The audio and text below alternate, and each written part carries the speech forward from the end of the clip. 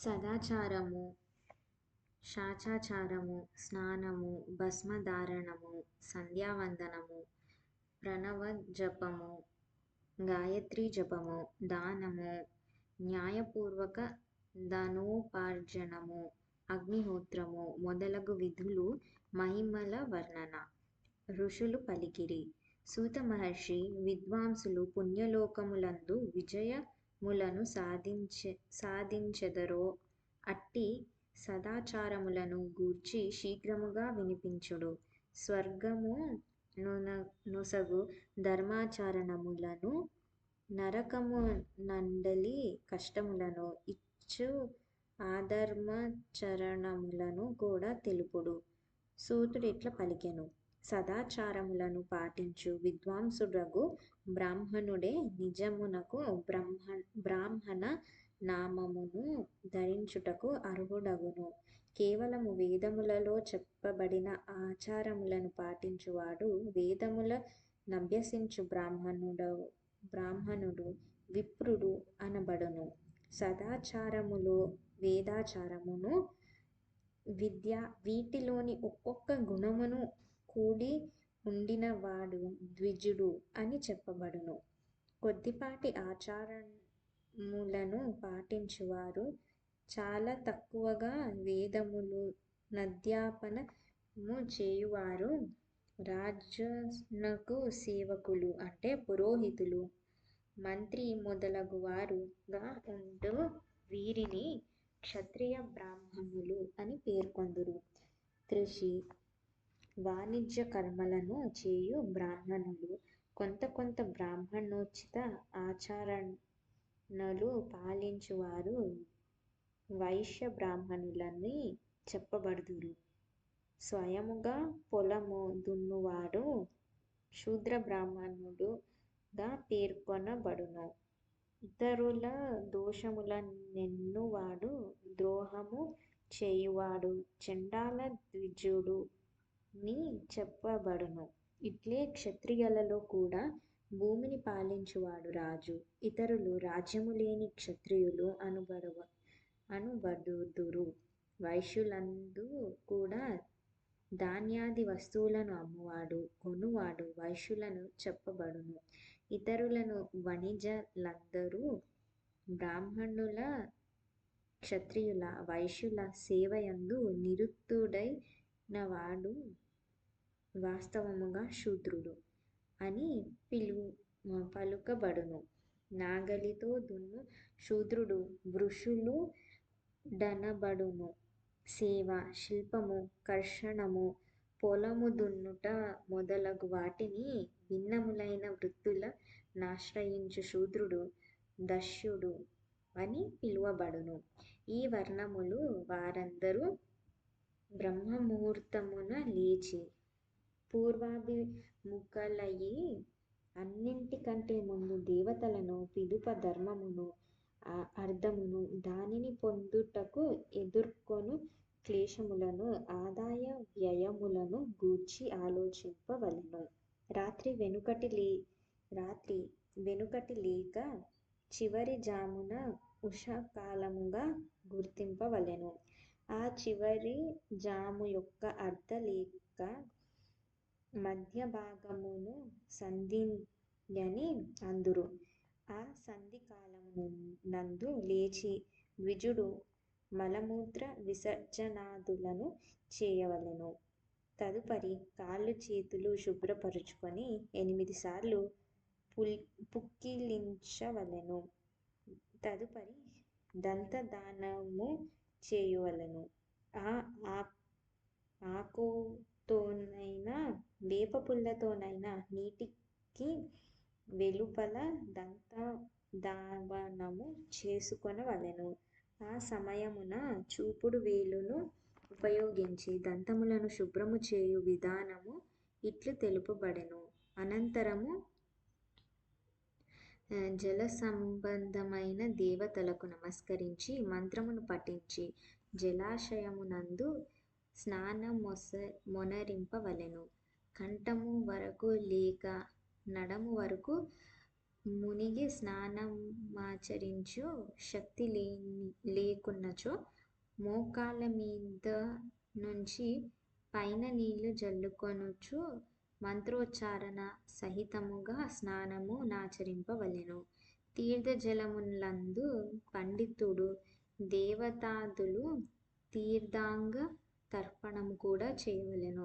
దీని తరువాత ఉతికిన వస్త్రమును 5 గోచుల విధానముతో గోచికట్టుగా ధరించవలెను. సంధ్యావందనాదులు యందు ఉత్తరీయము అవసరముండును గనుక దానిని కూడా పైన వేసుకొనవలెను. నదీతీర్థముల యందు స్నానము చేసి విడిచిన వస్త్రమునచట ఉతకరాదు. స్నానానంతరము విద్వాంసుడైన పురుషుడు తడిసిన వస్త్రములను బావి దగ్గరకు గాని ఇంటి యందున గాని రాయి మీద జలస్థలముయందు బాగుగా ఉతికి పిండవలెను. ద్విజులారా, వస్త్రమును పిండుటచే క్రింద పడిన జలము ఒక తరగతికి చెందిన పితరులకు తృప్తిని కలిగించును.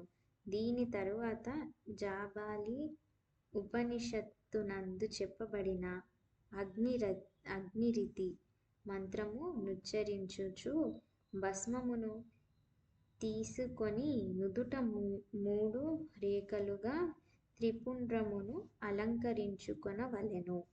ఈ విధముగా పాటించిన ఎడల దీనికి ముందే జలమునందు భస్మము పడిపోయినచో అట్లా చేయువాడు నరకమునకు వెళ్ళుడు. అపోహిష్ట ఇట్టి మంత్రముల చేత పాపశాంతి కొరకు తల మీద నీళ్లు చల్లుకొనవలెను.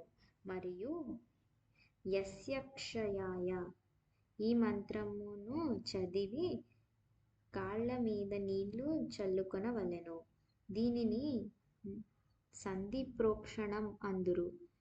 అపోహిష్ట ఈ మంత్రములను నందు 3 రుచులు గలవు. ప్రతి రుచయందు గాయత్రీ ఛందస్సు యొక్క 3 చరణములున్నవి. వీటిలోని మొదటి రుచు యొక్క 3 చరణములను పాటించుచు క్రమముగా పాదములయందు, మస్తకమునందు, హృదయమునందు నీటిని చల్లుకొనవలెను. రెండవ రుచయందలి 3 చరణములను చదివి క్రమముగా తలయందు, హృదయమునందు, పాదములయందు జలమును చల్లుకొనవలెను. మూడవ రుచయందలి 3 చరణములు పఠించుచు క్రమముగా హృదయము, పాదములు, మస్తకమును నీటితో ప్రోక్షింపవలెను. దీనిని విద్వాంసులు మంత్రస్నానము అని భావించెదరు. అపవిత్ర వస్తువు దేనినైనను కొద్దిగా తాకినను తన ఆరోగ్యము బాగుగా లేకపోయినను రాజు రాజ్యము నుండి భయమును ఎదుర్కొనవలసిన వచ్చినప్పుడు, యాత్రా సమయమును నీరు లభించని వివశతను పొందినప్పుడు మంత్రస్నానమును చేయవలెను. ప్రాతఃకాలమున సూర్యాస్తమయమున్యశ్చ మొదలగు సూర్య అనువాకముతో మరియు సాయంకాలము అగ్నిశ్చమానుశ్చ మొదలగు అగ్నికి సంబంధించిన అనువాకముతో జలమును ఆచమనము చేసి మరలా వీటితో తన అంగములను ప్రోక్షణము చేయవలెను. మధ్యాహ్న కాలము కూడా పునంతు ఈ మంత్రముతో ఆచమనము చేసి మునుపటి వలె ప్రోక్షణము లేక మార్జనము చేయవలెను. ప్రాతఃకాల సంధ్యోపాసన యందు గాయత్రీ మంత్రము జపించి 3 సార్లు ఊర్ధ్వముఖుడై ఊర్ధ్వముఖుడై సూర్యభగవానుకు అర్ఘ్యమొసగవలెను.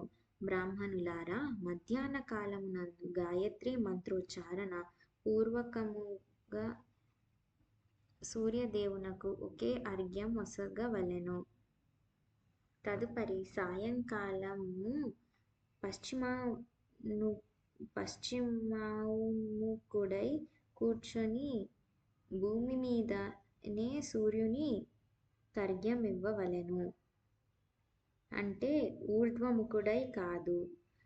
ప్రాతకాలమున మధ్యాహ్నము దోసిలియందు అర్ఘ్యజలమును గ్రహించి వ్రేలు కొసలతో సూర్యభగవానునకు అర్ఘ్యమొసగవలెను.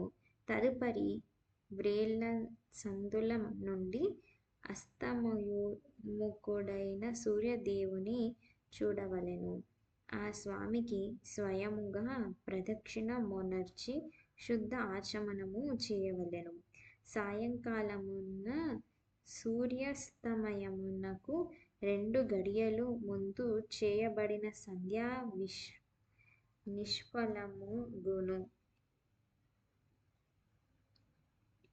ఎందుకనగా అది సాయంకాలపు సంధ్యా సమయము కాదు. శాస్త్రము యొక్క ఆజ్ఞను సారము సరియగు సమయము నందు సంధ్య చేయవలెను. ఒకవేళ సంధ్యోపాసన చేయకుండా దినము గడిచిపోయినచో ప్రత్యేక సమయము కొరకు క్రమముగా ప్రాయశ్చిత్తము చేసుకొనవలెను. ఒక దినము గడిచిపోయినచో గడిచిన ప్రతి సంధ్యాకాలమునకు నిత్యము నియమముతో చేయునదే కాక 100 గాయత్రీ మంత్రములను అధికముగా జపించవలెను. నిత్యకర్మలు లోపించి 10 దినములు గడిచినచో దానికి ప్రాయశ్చిత్తముగా 1,00,000 గాయత్రీ జపమును చేయవలెను. 1 మాసము వరకు నిత్యకర్మలు తప్పిపోయినచో మరల తాను ఉపనయన సంస్కారములు చేసుకొనవలెను. అర్ధసిద్ధి కొరకు ఈశ్వరుడికి గౌరీదేవిని, కార్తికేయుని, విష్ణువును, బ్రహ్మను, చంద్రుడిని, యమధర్మరాజును, అట్లే మిగిలిన దేవతలకు కూడా శుద్ధ జలములతో తర్పణము చేయవలెను. తర్పణ కర్మను బ్రహ్మార్పణము చేసి శుద్ధ ఆచమనము చేయవలెను. తీర్థమునకు దక్షిణ భాగమున మఠము నందు గాని, మంత్రాలయము, దేవాలయము ఇంటి యందులో లేక ఇతర నిశ్చితస్థానమందు ఎచ్చటనైనా ఆసనారూఢుడై సిద్ధముగా కూర్చుని పండితుడైనవాడు తన బుద్ధిని స్థిరపరచుకొనవలెను. సకల దేవతలకు నమస్కరించి మొదట ప్రణవమును జపించి తరువాత గాయత్రీ మంత్రమును ఆవృత్తము చేయవలెను. ప్రణవము యొక్క ఆ, ఉ, అను ఈ 3 అక్షరముల చేత జీవుడు బ్రహ్మ యొక్క ఏకత్వము ప్రతిపాదింపబడినది. ఈ విషయమును తెలిసికొని ప్రణవము అంటే ఓంను జపించవలెను. జపకాలమునందు మనస్సు 3 లోకములను సృష్టించు బ్రహ్మ, పరిపాలించు విష్ణువు, సంహారమునరించు రుద్రుడు, స్వయం ప్రకాశ చిన్మయులు అను భావముతో వీరిని ఉపాసించెదము. బ్రహ్మస్వరూపమైన ఓంకారము మన కర్మజ్ఞానేంద్రియ వృత్తులను, మనస్సు యొక్క వృత్తులను, అట్లే బుద్ధి వృత్తులను, సదా భోగములు, మోక్షమును ప్రసాదించు ధర్మము, జ్ఞానము వైపునకు ప్రేరేపించుగాక అని ప్రణవము యొక్క ఈ అర్థమును బుద్ధిద్వారా చింతన చేయుచు జపించువాడు నిశ్చతముగా బ్రహ్మను బ్రహ్మను పొందును. లేక అర్థముతో అనుసంధానము చేయక కూడా ప్రణవమును నిత్యమును జపించవలెను. దీని వలన బ్రాహ్మణత్వము సంపూర్ణము కాగలదు. బ్రాహ్మణత్వము ఫలించుటకు బ్రాహ్మణ శ్రేష్ఠునకు ప్రతిదినము ప్రాతకాలము 1000 గాయత్రీ మంత్రమును జపించవలెను. మధ్యాహ్న కాలమునందు 100 సార్లు, సాయంకాలమునందు 28 మారుల జప విధానము కలదు. అన్య వర్ణముల వారు అనగా క్షత్రియులు, వైశ్యులు 3 సంధ్యలయందు శక్తి కొలది గాయత్రి జపించవలెను. శరీరము లోపల మూలాధారము, స్వాధిష్టానము, మణిపూరము, అనాహతము, ఆజ్ఞ, సహస్రారములను 6 చక్రములు గలవు.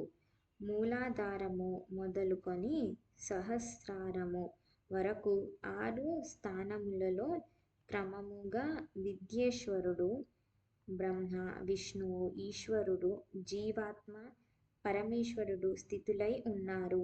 వీరందరి యందు బ్రహ్మబుద్ధి నిడి వీరందరి ఏకత్వమును నిశ్చయము చేయవలెను. ఆ బ్రహ్మను నేను అను భావనతో శ్వాసతో ఒక్కొక్క పాటుగా సోహం అను జపించవలెను.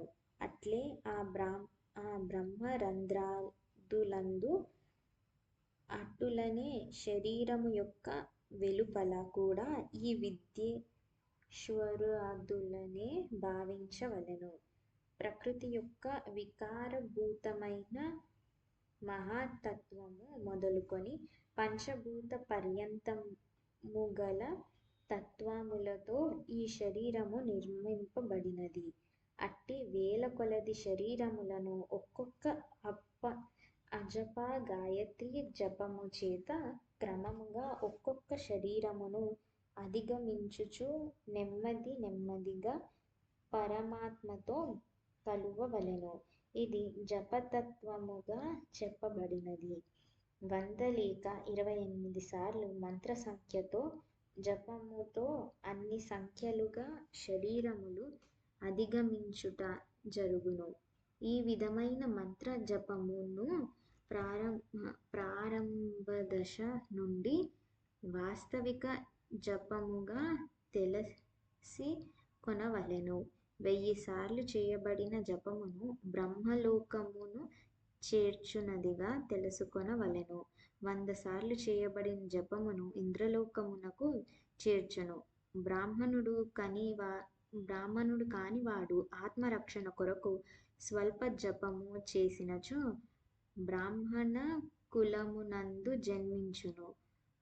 ప్రతిదినము సూర్యోపాసనమునర్చి పైన చెప్పిన జపానుష్ఠానమును చేయవలెను. 12 లక్షల గాయత్రీ జపము చేయువాడు సంపూర్ణముగా బ్రాహ్మణుడు అని చెప్పబడును. 1,00,000 గాయత్రిని కూడా జపించని బ్రాహ్మణుని వైదిక కర్మలందు నియమింపరాదు. 70 సంవత్సరముల వయస్సు వరకు నియమపాలనతో కూడిన కార్యములను చేయవలెను. దాని తరువాత గృహమును పరిత్యజించి సన్యాసమును స్వీకరించవలెను. పరివ్రాజకుడుగాని సన్యాసిగాని ప్రతినిత్యము ప్రాతఃకాలము 12,000 ప్రణవములను జపించవలెను. ఒక దినము ఈ నియమోల్లంఘన జరిగినచో రెండవ దినము దానికి బదులుగా అన్ని మంత్రములు నధికముగా జపించవలెను. ఎల్లప్పుడూ ఇట్లే జపమును కొనసాగించు ప్రయత్నము చేయవలెను. క్రమముగా 1 మాసము నియమోల్లంఘన జరిగినచో 1.5 లక్ష జపమును చేసి దానికి ప్రాయశ్చిత్తము చేసుకొనవలెను. దీనికంటే ఎక్కువ సమయము వరకు నియమమును పాటించజాలనిచో కొత్తగా మరలా గురువు వద్ద నియమదీక్షను పొందవలెను. అట్లు చేసినచో దోషశాంతి కలుగును. లేనిచో వాడు రౌరవాది నరకములో పాలగును. సకామ భావముతో కూడిన గృహస్థ బ్రాహ్మణుడు ధర్మార్థములను కొరకు యత్నించవలెను.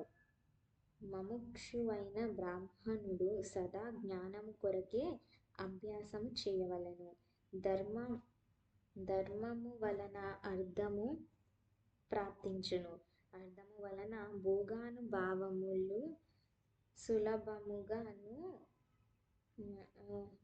సులభమగును.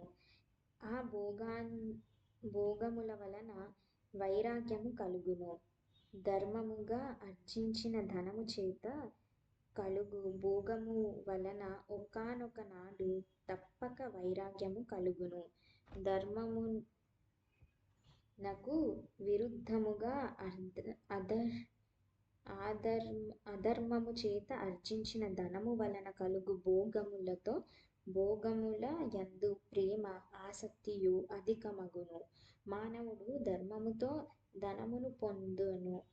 తపస్సు చేత అతనికి దివ్యరూపము ప్రాప్తమగును.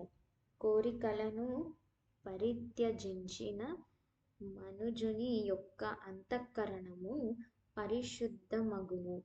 ఆ శుద్ధి వలన జ్ఞానము కలుగును. ఇందు ఏమాత్రము సందేహము లేదు. సత్యాదియుగములయందు తపస్సే ప్రాశస్త్యముగా చెప్పబడినది. కాని కలియుగమునందు ద్రవ్యముతో కూడిన ధర్మము అంటే దానము మొదలగునవి ఉత్తమముగా భావించబడినవి. సత్యయుగమున ధ్యానము చేత, త్రేతాయుగమున తపస్సు చేత, ద్వాపరయుగమున యజ్ఞముల చేయుట వలన జ్ఞాన ప్రాప్తి కలుగును. కాని కలియుగమున ప్రతిమ అంటే భగవంతుని విగ్రహమును పూజించినచో జ్ఞానమును పొందవచ్చును. అధర్మము అంటే దుఃఖము హింసారూపమగును. అధర్మము వలన మానవుడు దుఃఖమును పొందును. ధర్మము వలన సౌఖ్యమును అభ్యుదయమును పొందును. దురాచారము వలన దుఃఖమును, సదాచారము వలన సుఖమును పొందును. కనుక భోగములకు మోక్ష సిద్ధి కొరకు ధర్మోపార్జనము చేయవలెను. తక్కువలో తక్కువ నలుగురు సభ్యులతో కూడిన ఒక బ్రాహ్మణ కుటుంబమునకు 100 సంవత్సరముల జీవించుటకు సరిపడు జీవకను అనగా జీవన నిర్వహణ సామగ్రిని సమకూర్చి దానము చేసినచో అట్టి దానము ఆ దాతను బ్రహ్మలోకమునకు చేర్చును. 1000 చాంద్రాయన వ్రతానుష్ఠానము బ్రహ్మలోకమును ప్రసాదించునని చెప్పబడినది. ఇట్లే ఒక క్షత్రియుడు 1000 కుటుంబములకు సరిపడు జీవికను మరియు నివాసములను కల్పించినచో అట్టి దానము అతనిని ఇంద్రలోకమునకు చేర్చును. అట్లే 10,000 కుటుంబాలకు ఆశ్రయ దానము చేసినచో బ్రహ్మలోకమునకు చేరుకొనును. దాత ఏ దేవతను ఎదుట నుంచుకొని దానము చేయునో అనగా అతడు దానము ద్వారా ఏ దేవతను ప్రసన్నము చేయువలయునని అనుకొనునో ఆ లోకమునే అతడు పొందునని వేదవేత్తలు చెబుదురు. ధనహీనుడైన వ్యక్తి ఎల్లవేళలా తపస్సు చేయవలెను. తపస్సు వలన తీర్థసేవములను, అక్షయ సుఖములను పొంది అతడు వాటిని అనుభవించును. ఇప్పుడు నేను న్యాయముగా ధనమును సంపాదించు విధానము తెలుపుచున్నాను. బ్రాహ్మణుడు ఎల్లవేళలా సావధానుడై నిశ్శబ్ద ప్రతిగ్రహణమును గ్రహణము అంటే దానమును గ్రహించుట, మరియు యాజనము అంటే యజ్ఞములు చేయుట మొదలగు వాటిని ధనార్జన చేయవలెను. ఇందుకొరకు అతడు ఎక్కడు ఎక్కడను దైన్యమును చూపరాదు. అత్యంత క్లేశదాయకమైన కర్మములను చేయరాదు. క్షత్రియుడు బాహుబలము చేత ధనము నార్జించవలెను. వైశ్యుడు కృషి గోరక్షణ చేత ధనార్జన చేయవలెను. న్యాయోపార్జితమైన ధనమును దానము చేయుట వలన దాతకు జ్ఞానసిద్ధి కలుగును. జ్ఞానసిద్ధి వలన పురుషులందరకును గురుకృప అంటే మోక్షసిద్ధి సులభమగును. మోక్షము వలన స్వరూపసిద్ధి అంటే బ్రహ్మరూపమునందు సిద్ధి ప్రాప్తించును. దాని వలన ముక్తపురుషుడు పరమానందమును అనుభవించును. గృహస్థుడు ధనధాన్యాది సకల వస్తువులను దానము చేయవలెను. అతడు తృషానివృత్తి కొరకు అంటే దప్పిక తీర్చుకొనుటకు జలమును, ఆకలి రూపమైన రోగమును శాంతింపచేయుటకు నిరంతరము అన్నదానము చేయవలెను. పొలము, ధాన్యము, అన్నము, అటులనే భక్ష్య, భోజ్య, లేహ్య, చోష్య ఈ 4 విధములైన సిద్ధాన్నములను దానమొనర్పవలెను. ఆ అన్నము తిన్నవాడు కథాశ్రవణము మొదలగు సత్యధర్మములను పాటించినంతవరకు అతడు చేసిన పుణ్యఫలమునందు సగభాగము దాతకు లభించును. ఇందు సందేహము లేదు. దానమును స్వీకరించిన పురుషుడు తాను దానముగా పొందిన వస్తువును దానము చేసి, అటులనే తపస్సు చేసి తాను తీసికొనిన దానము వలన కలుగు పాపమును పరిహరించుకొనవలెను. లేకపోయినచో అతనికి రౌరవ నరకములు ప్రాప్తించును. ధనమున ఒక భాగమును ధర్మము కొరకు, 2వ భాగమును వృద్ధి కొరకు, 3వ భాగమును తన ఉపభోగముల కొరకు 3 భాగముల చేయవలెను. ధర్మము కొరకు ఉంచిన ధనముతో నైమిత్తిక కామ్యకర్మలను చేయవలెను. వృద్ధి కొరకు ఉంచిన ధనముతో సాధకుడు వ్యాపారము చేయవలెను. దాని వలన ధనము వృద్ధియగును. ఉపభోగములకు విభజించిన ధనమును హితకరములు పరిమితమగు పవిత్రములైన భోగానుభవముల కొరకు వినియోగించవలెను. వ్యవసాయము చేయుట వలన పొందిన ధనమునందలి 10వ భాగమును దానము చేయవలెను. దీని వలన పాపము శమించును. మిగిలిన దానమును ధర్మమునకు, వృద్ధికి, భోగానుభవముల కొరకు వినియోగించవలెను. లేనిచో అట్టివాడు రౌరవ నరకములను పొందును, లేక అతని బుద్ధి పాపములతో నిండిపోవును.